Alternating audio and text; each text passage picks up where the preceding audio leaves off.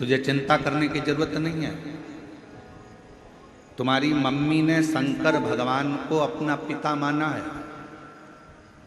यहां पर जितनी मेरी जीजियां बैठी हैं सब ने शिव जी को अपना बाप माना।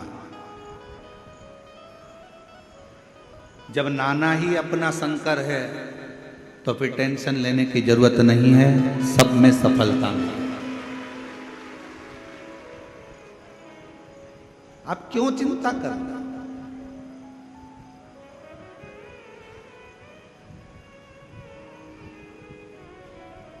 अब सौंप दिया इस जीवन का सब भार तुम्हारे हाथों में है, हार तुम्हारे हाथों में और जीत तुम्हारे हाथों। फिर क्या टेंशन? टेंशन में जिंदगी नहीं जीना, मेंशन में जिंदगी जी। टेंशन डुबा देगा और मेंशन तुम्हें हर संकट से बाहर निकाल देगा, प्रत्येक संकट।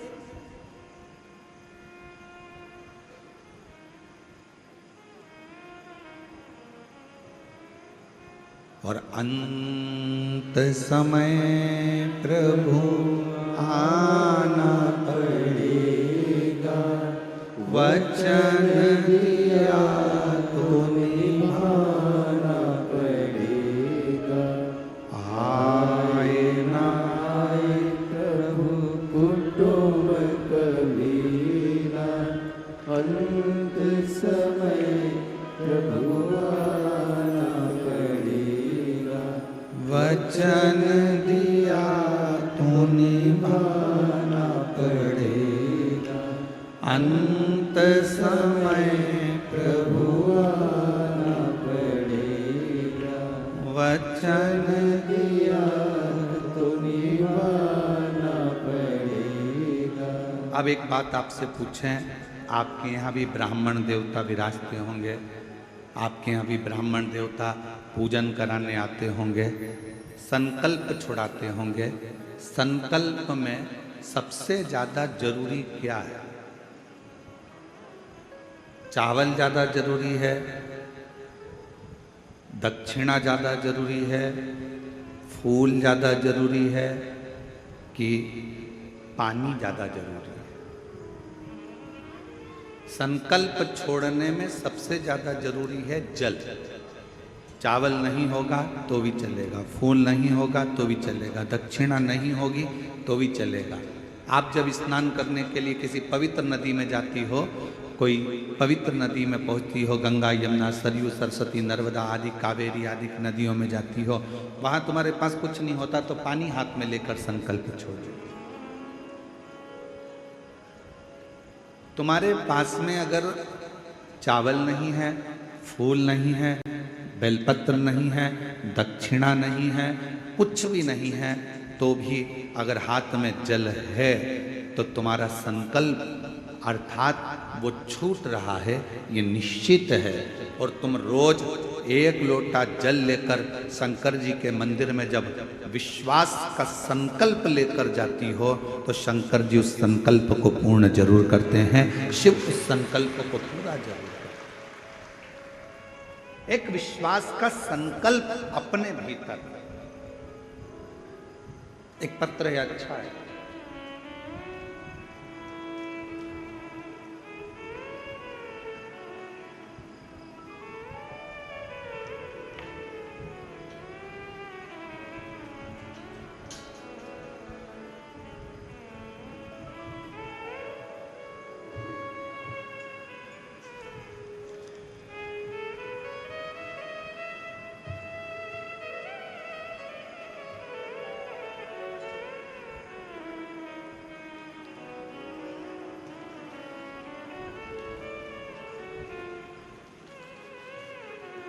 मेरा नाम बृहस्पति साहू है।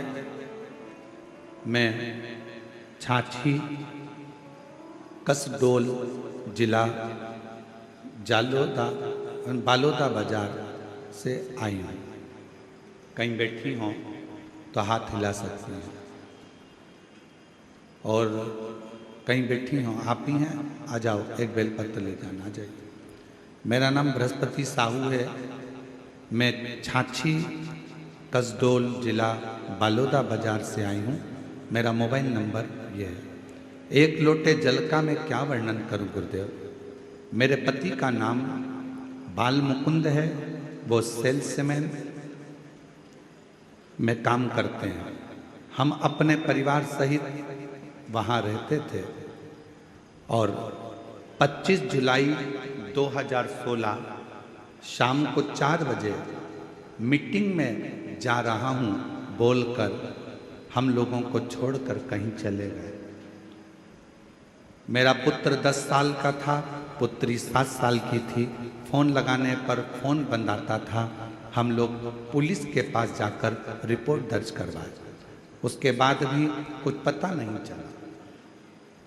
बहुत विचार आया, घबराए, ढूंढते रहे, पुलिस भी ढूंढती रही। गुरुदेव 16 में गया, 17, 18, 19, 20, 21 ऐसे सालों निकलते रहे।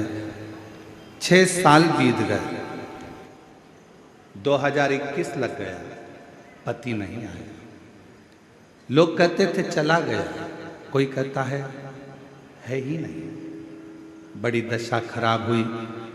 6 साल के बाद मेरी दीदी ने मुझको कहा कि आस्था चैनल पर पंडित प्रदीप मिश्रा की प्रवचन आता है, सुना कर। आपका प्रवचन सुनना शुरू कर दिया। जब आप बालोदा बाजार कौड़िया कथा करने के लिए आए तब मैं भी, क्योंकि मैंने सुना था कि पंडाल में बैठकर जो मांगा जाता है वो मिलता जरूर है। एक दिन की कथा सुनने पहुंच गई। बाबा से बोली मैं भटक चुकी हूँ, पति को ढूंढते ढूंढते, अब आप ही ढूंढ कर लेकर आना। उसके साथ जब पशुपतिनाथ का व्रत करने लगी, व्रत रखने पर सभी का मनोकामना पूर्ण हो जाती है। मैंने भी व्रत गुरुदेव सन 2023 में चालू कर दिया। सिर्फ एक ही बार व्रत रखा, फिर बाबा से बोली जैसा भी हाल में हो मेरा पति मुझे लौटा दो। 8 साल बीत गए गुरुदेव, बाबा की ऐसी कृपा हुई। बिल्कुल सत्य है गुरुजी कि कथा के पंडाल में बैठकर जब आप श्री शिवाय नमस्तुभ्यम कहते हो, बाबा से अपने दिल की बात कहने को कहते हो, ऐसा लगता है शंकर सुनता है। 9 दिसंबर 2024 को 8 साल के बाद मेरे पति मुझे ढूंढते ढूंढते अपने घर आ गए। बाबा की कृपा से 8 साल के बाद मेरे पति, 8 वर्ष के बाद ढूंढते ढूंढते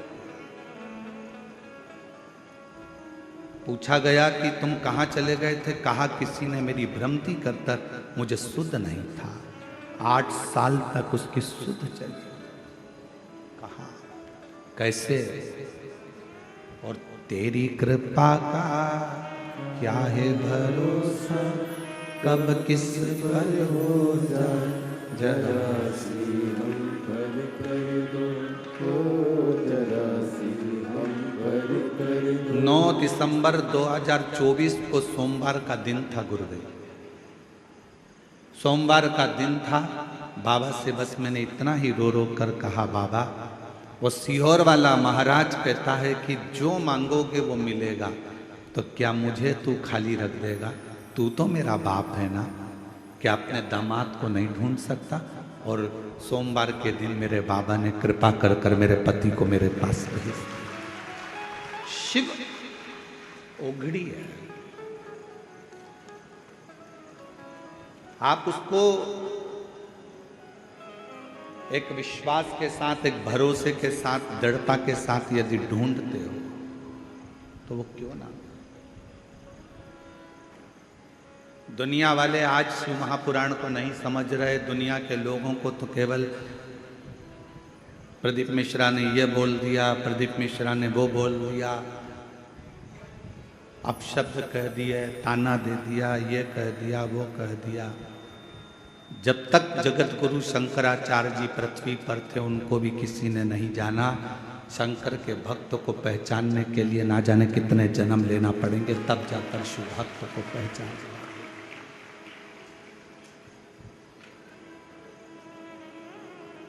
बहुत जन्म बार बार लेना पड़ेंगे तो भी किसी शंकर के भक्त को नहीं पहचान सकते, बहुत कठिन।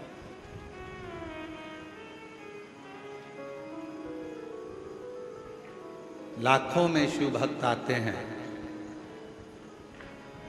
क्यों आएंगे ये? जब तक इनकी झोली बाबा भरेगा नहीं तो ये एक कथा में आकर, 2 कथा में आकर, 5 कथा में आने के बाद कोई नहीं आएगा। ये भी दूसरे से जाकर कह देंगे मत जाना, हम तो 5 कथा में गए थे, हमारा नहीं सुना। जरूर मेरे बाबा ने इसका हाथ पकड़ा होगा तो इसने भी पड़ोसी से कहा होगा कि एक बार कथा जाकर कहीं पंडाल में जरूर, खाली नहीं रहता।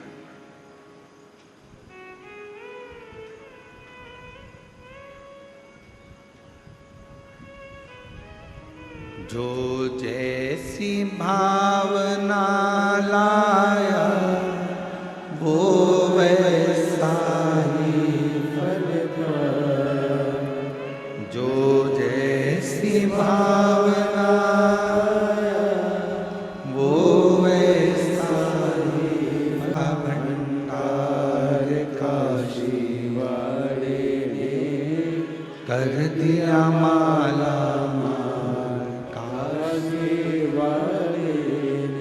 इस संसार सागर में खुद पर विश्वास, अपने काम पर विश्वास और महादेव पर विश्वास आपको अपनी मंजिल तक पहुंचाए।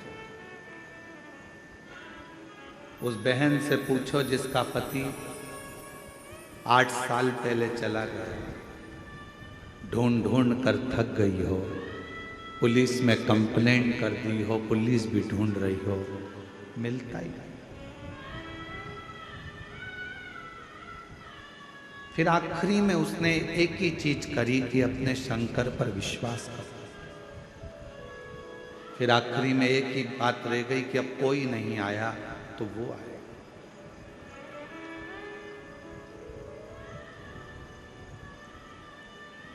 करो भरोसा, विश्वास खुद पर करना, खुद की मेहनत पर करना और महादेव पर करना।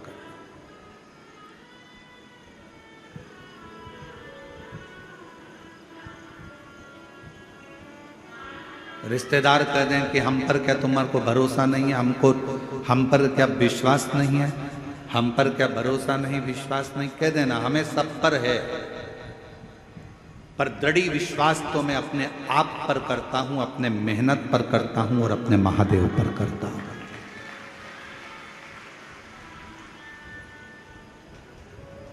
बाकी का मैं विश्वास मैं रखता हूं है। आप मेरे रिश्तेदार हो, मुझे विश्वास है। आप मेरे पड़ोसी हो, मुझे विश्वास है।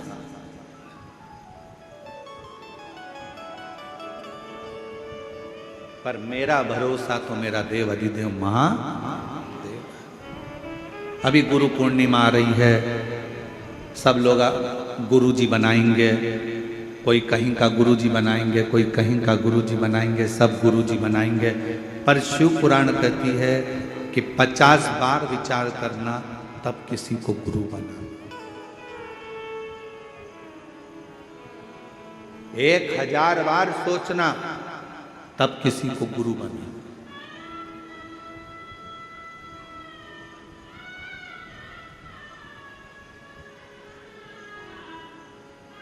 एक मां अपने बच्चे को जन्म देती है और दूसरा गुरु अपने शिष्य को जन्म देता है। मां अपने बच्चे को जन्म देती है और उसको संस्कारों में पिरो देती है और उस बच्चे को बड़ा कर देती है। उसी तरह गुरु अपने संस्कारों से, अपने भजन से, अपने कीर्तन से, अपने मंत्र से अपने शिष्य को श्रेष्ठ बनाकर, माँ अपने बच्चे को संस्कारित बनाकर उसको अच्छी एजुकेशन दिलाकर अच्छी कंपनी में जॉब करा देती है, गवर्नमेंट जॉब करा देती है या व्यापार खुला देती है। और गुरु किसी कंपनी में जॉब नहीं कराता, गुरु उस परमात्मा से मिलाने का प्रयास करता है और अपने दिल को मजबूत करने का प्रयास करता है।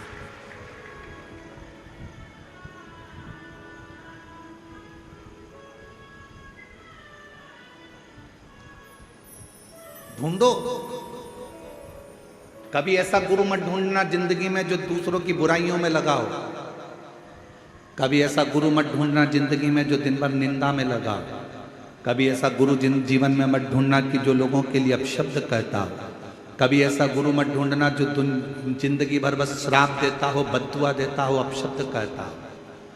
जिसके मुख से कभी भगवान का नाम प्रबलता में नहीं निकला, जिसके मुख से कभी गौ माता के कल्याण की बात ना निकली हो, जिसके मुख से कभी राष्ट्र के कल्याण की बात ना निकली हो, जिसके मुख से संसार के उद्धार की बात ना निकली हो, जिसके मुख से कभी छोटी बेटियों को बचाने की बात ना निकली हो, ऐसा गुरु नहीं चाहिए। गुरु वो होना जो हमारा भी कल्याण करे, राष्ट्र का भी कल्याण करे और जगत का भी कल्याण करे, वो गुरु हो। और नहीं मिले तो एक लोटा जल चढ़ाकर शंकर जी के शिवलिंग पर स्पर्श कर कर उसको अपना गुरु मानकर उसकी आराधना कर। वो भी नहीं मिले, अपने घर में अपना पति है, उस पति को ही उसके वचन का स्मरण कर कर, उसी को परमेश्वर मानकर, उसी को गुरु मानकर, उसी की आज्ञा का स्मरण करना प्रारंभ कर दो। अपने घर में बुजुर्ग माता पिता हैं, अपने घर में बूढ़े सास ससुर हैं, उनको गुरु मानकर, उनकी आज्ञा का सिरोधार्य कर कर, उन्हीं की सेवा कर कर, उनको गुरु मानकर अपने जीवन का कल्याण कर। अपने घर में कोई बुजुर्ग है, कोई बूढ़ा है, बुजुर्ग है, बहुत ज्ञानी है वो, उसने जिंदगी के थपेड़े बहुत खाए हैं, कोई ना मिले तो उसको गुरु बना। देवऋषि नारद का एक प्रसंग बड़ा सुंदर है।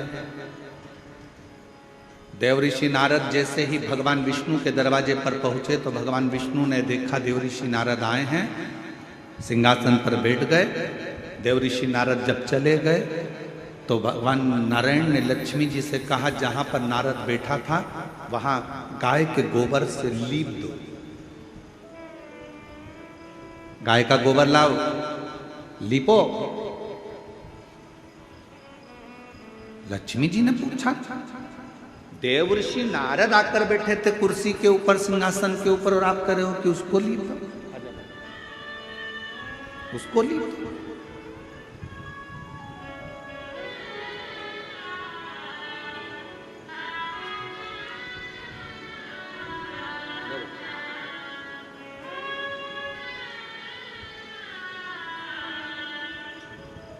8 साल के बाद पति को ढूंढ ढूंढ कर थक गई थी, तब 8 साल के बाद वापिस आया एक बार जोरदार ताली।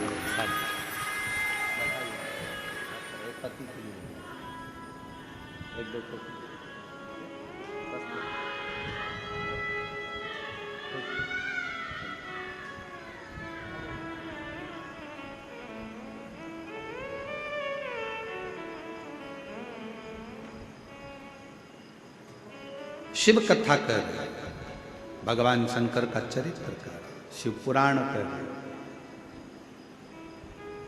शिव तत्व कर।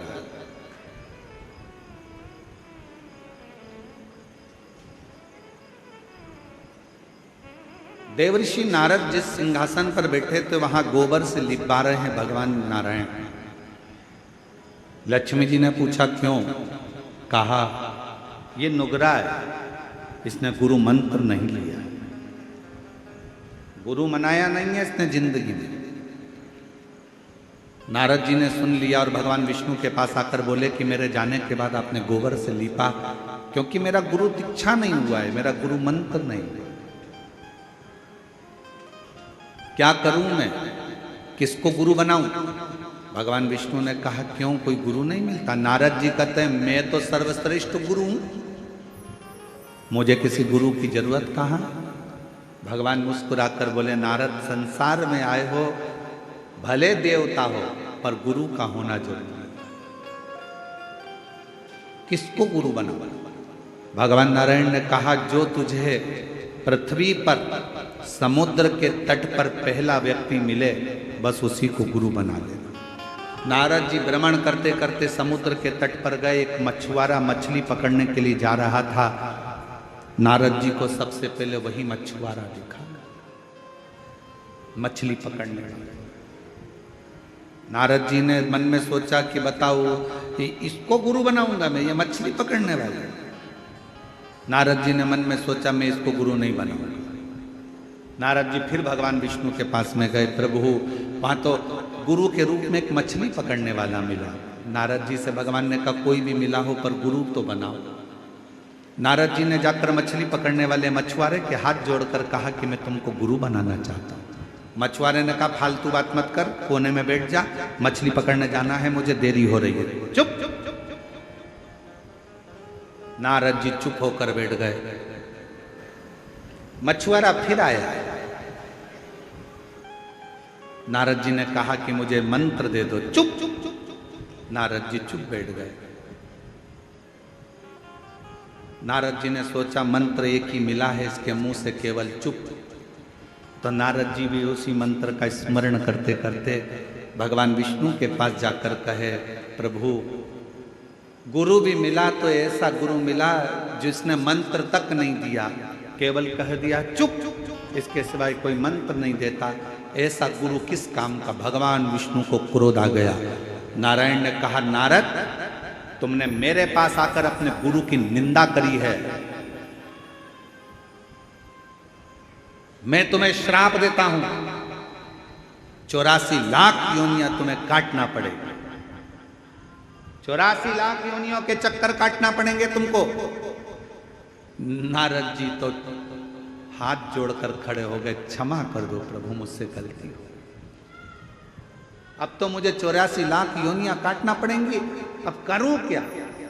लक्ष्मी जी से पूछा आप बताओ। लक्ष्मी जी बोले मैं क्या बताऊं। फिर पहुंचे ब्रह्मा जी से कि मुझे 84 लाख योनियां काटना है पृथ्वी पर, आप बताओ क्या करूं।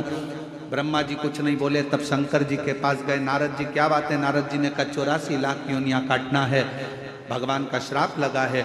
शंकर भगवान ने कहा अपने गुरु के पास जा, वो बता देगा कि 84 लाख योनि कब कटेगी। गुरुजी से जाकर कहा मछली पकड़ने जा रहा था मछुआरा, गुरुजी गुरुजी गुरुजी के पांव पकड़ लिए, अब तो छोड़ता नहीं नारद, कृपा करो। गुरुजी ने पूछा क्या हो गया। मछुआरे ने पूछा मुझे श्राप लगा है, 84 लाख योनियों के चक्कर काटूंगा तब जाकर मैं पार उतरूंगा। इतने में गुरुजी ने कहा तुझे 84 चित्र बना इस रेत पर, समुद्र के तट पर, और इसका चक्कर। वो तो नाचने लगा तो उधर के लोग खड़े हो गए, फिर इधर के लोग उधर देखने लगे, फिर उधर के उधर देखने लगे।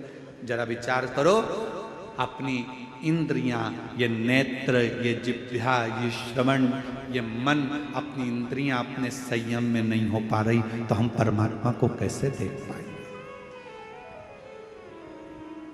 रावण इंद्र को अपने काबू में कर लेता, अपने कब्जे में।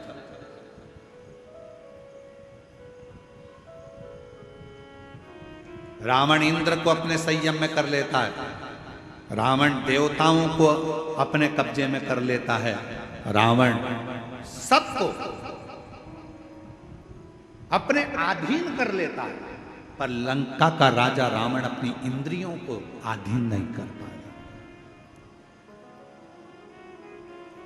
जानकी जी को देखा, इंद्रियां बिगड़ गई, लेकर आ गए। बहन सूप न खाने कुछ कहा, इंद्रियां बिगड़ गई, गुस्से में लाल हो गया।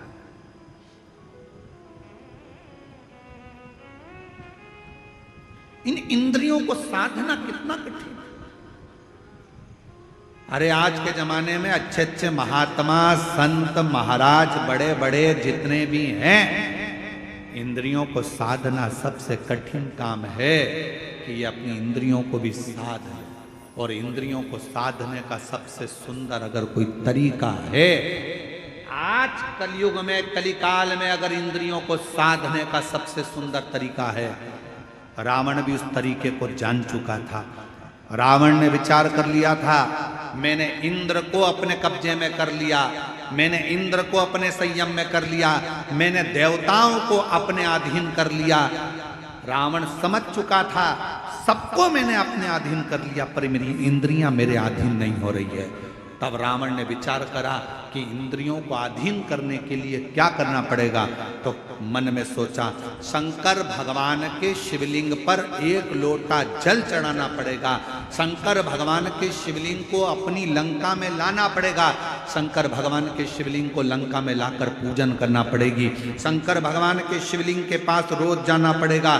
जब शंकर भगवान को अपन एक लोटा जल चढ़ाएंगे, शिव जी की आराधना करेंगे, तो इंद्रियां संयम में हो जाएगी। रावण को उसी समय सूचना मिली कि शिव लाना।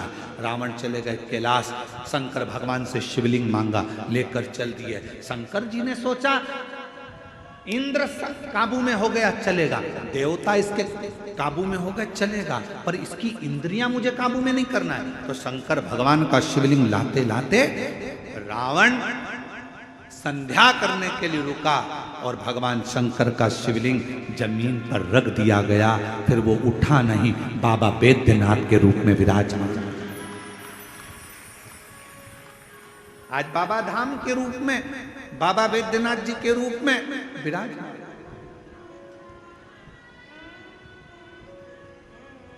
शिव जी नहीं चाहते थे कि ये इंद्रियां संयम में हो।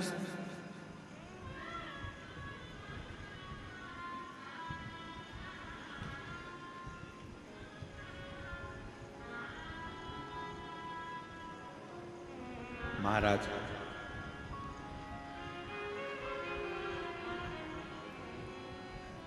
ये इंद्रियां संयम में हो, ये बहुत कठिन विषय है। आज के जमाने में, कली काल में, इंद्रियों को संयम में लाने के लिए सबसे सुंदर तरीका है एक लोटा जल, सारी समस्या का। यह हमारी इंद्रियों को भी संयम में,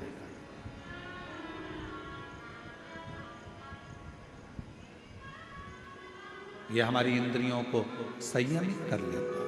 और जब हमारी इंद्रियां संयमित हो जाती हैं, जब हमारी इंद्रियों को संयम मिल जाता है, तो फिर ये जीव आप रूप अपने आप शिव की ओर दौड़ पड़ता है, शंकर की ओर। और महाराज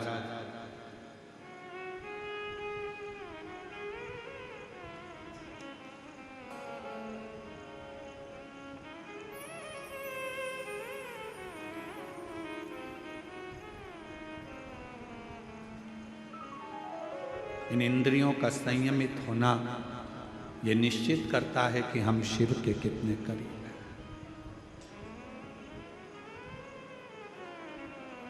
जो रावण नहीं कर पाया, सोने की लंका बनाना रावण के लिए सरल था।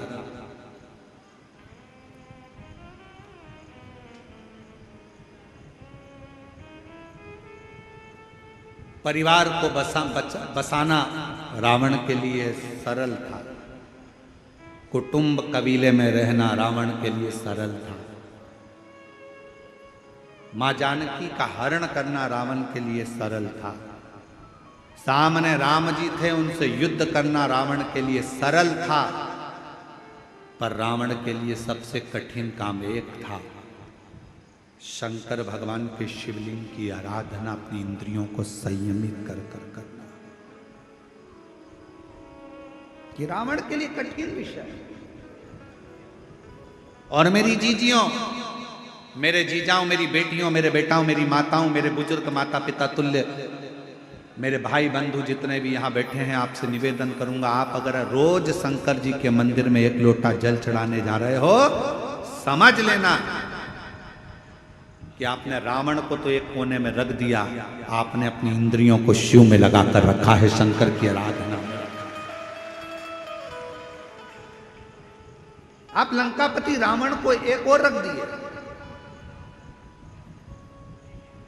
प्रतिदिन शिवालय में जाना, प्रतिदिन शंकर की आराधना करना, प्रतिदिन शंकर पर एक लोटा जल, अपनी इंद्रियों को वश में।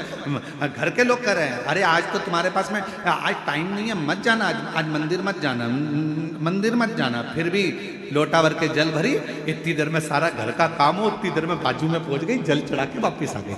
मैं तो आ गई, मंदिर से होके आ गई। मन शिव की ओर आसक्त कर।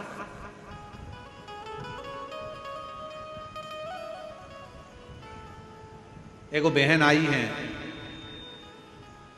शायद रायपुर से हैं वो, जी कल बोल रही थी, मिल दर्शन के लिए आई थी जब, कि गुरुजी ये बोलो, ये बताओ कि आप कथा में कह रहे थे कि भगवान शंकर के लिए समय मत बांधना, सुबह 9 बजे बांधोगे तो वो अर्चन डाल देगा, 10 बजे बांधोगे तो अर्चन डाल देगा, 11 बजे डालोगे तो अर्चन डाल देगा। कल वो प्रश्न कर रही थी, शायद है कि गई पता नहीं, तो वो प्रश्न कर रही थी कल। तो मेरा उन बहन से निवेदन है, शंकर भगवान समय नहीं बांधने दे रहे हैं, इसलिए नहीं बांधने दे रहे हैं कि बाप से मिलने का कोई समय नहीं होता। तुम्हारा जब मन पड़ जाए तब अपने बाप से मिलने पहुंच, अपने पिता से।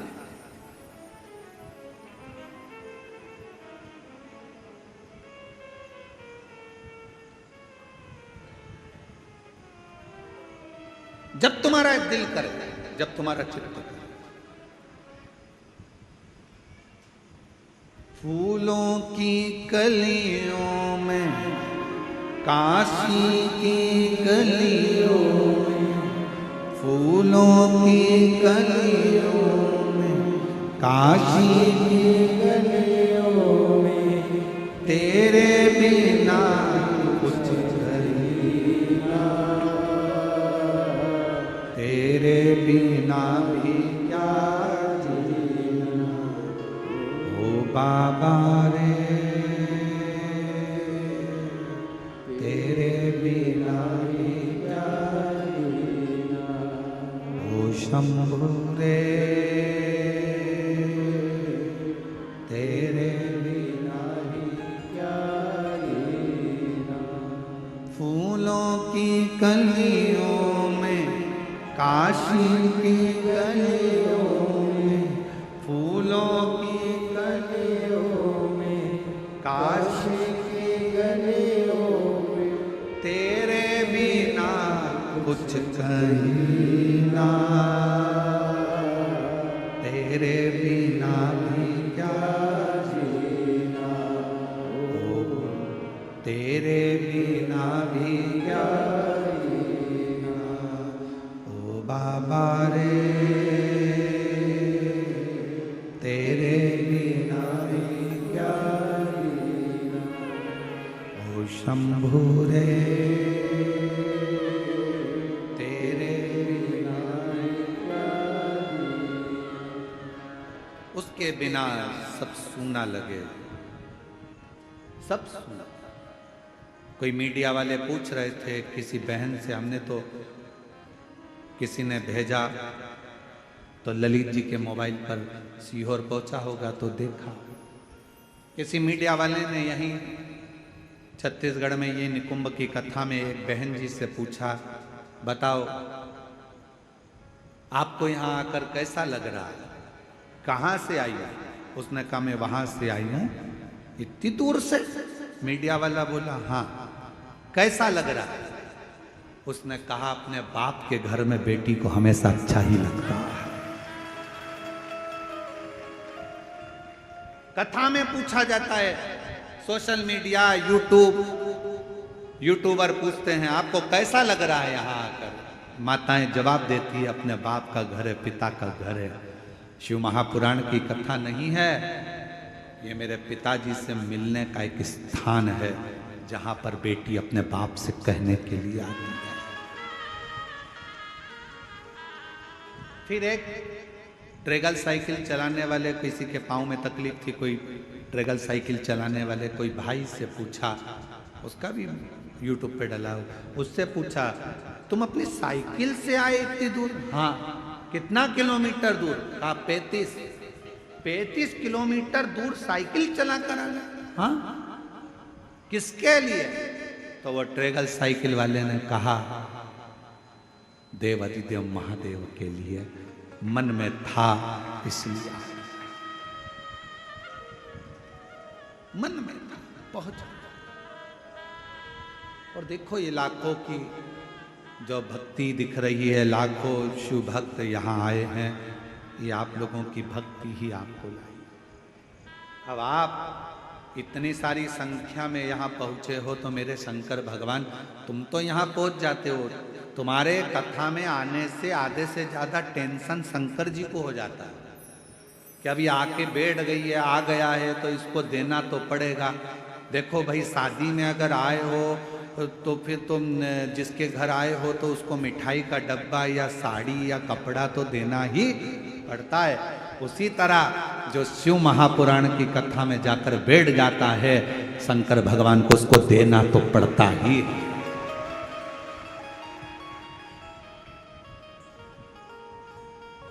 देना पड़ेगा उसको। आपके घर आइए, दामाद आया है, बेटी आई है, भांजा भांजी आए, देव।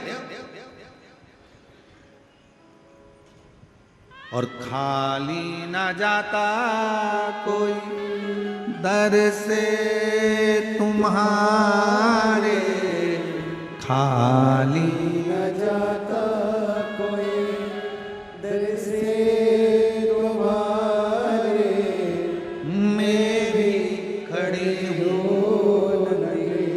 बाहें पसारे, अपने हृदय लगा लो, लगा लो, गिरा जा रहा हो, उठा लो, उठा लो, भोले अपने दर से अब तो ना टालो, गिरा जा रहा हो, उठा लो, उठा लो। उसका फर्ज है।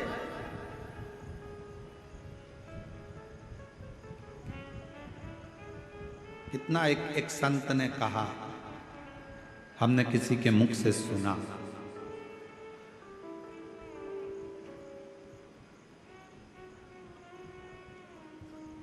बेटे को देना कर्म है। किसी के मुख से सुना था, बाप अगर बेटे को दे रहा है, जमीन दे रहा है, घर दे रहा है, प्रॉपर्टी दे रहा है, पैसा दे रहा है, बेटे को देना कर्म है, पर बेटी को देना धर्म है। अगर बेटे को दे रहा है तो वो अपना कर्म कर रहा है। जो पिताजी दादाजी कर गए, जमीन अपने को देगा, अपन अपने औलाद को देगा। पर बेटी को अगर कोई बाप दे रहा है तो वो कर्म नहीं कर रहा, वो धर्म कर रहा है। अपनी बेटी को देकर अपने हाथों से पुण्य कर आगे बढ़ रहा है, धर्म।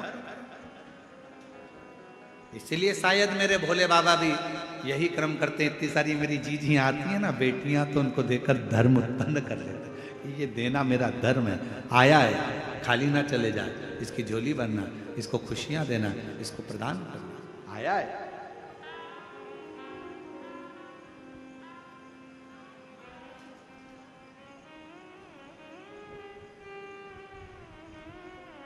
कल एक कथा चल रही थी भंवरे की, भ्रमर की।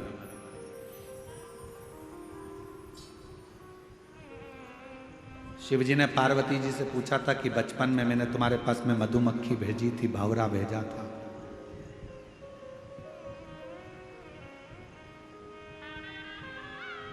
एक भी मधुमक्खी नहीं दिखी, एक भी भंवरा नहीं दिखा। वो मधुमक्खी, वो भंवरे कहाँ चले गए?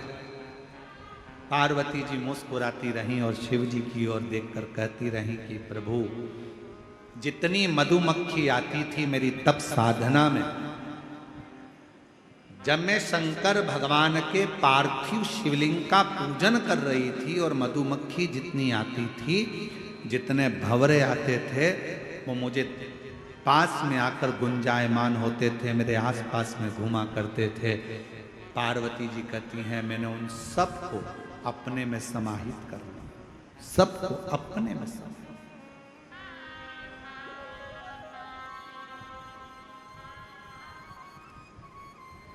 सबको अपने में समाया।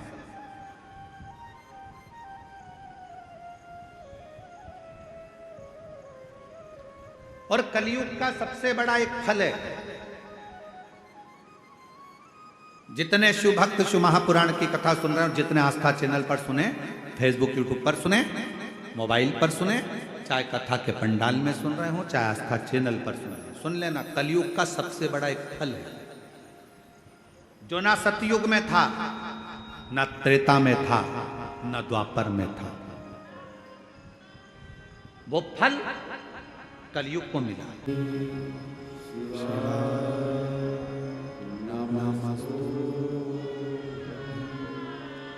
श्री शिवाय नमस्तुभ्यं, श्री शिवाय नमस्तुभ्यं, श्री शिवाय नमस्तुभ्यं। भोला सब दुख काटो,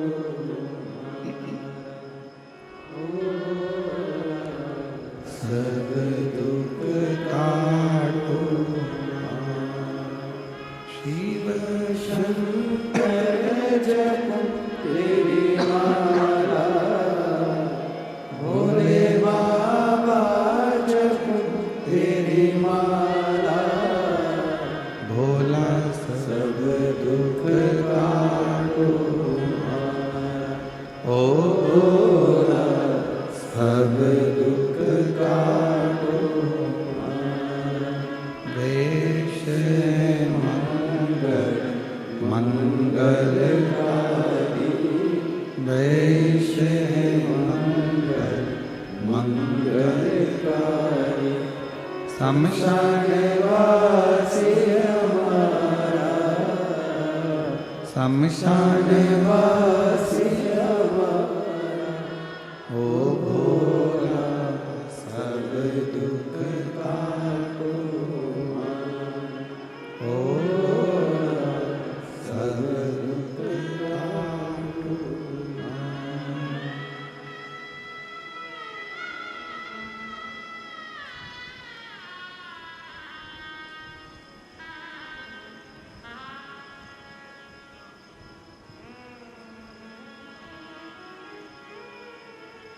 बाबा देवादिदेव महादेव भगवान शिव, ओ गर्दानी त्रिकालदर्शी कैलाशी विनाशी शंकर की कथा करें। शिव महापुराण की कथा वर्णन कर रही है। शिव जी का चरित्र कह रहा है। भगवान शंकर ने मां पार्वती जी से पूछा, इतने भंवरे, इतनी मक्खियां, मधुमक्खियां कहाँ गई? जगत जननी मां कहती है कि पूजन करते समय जो मेरे करीब में आता था मैं उसको अपने अंदर ही समा लेता।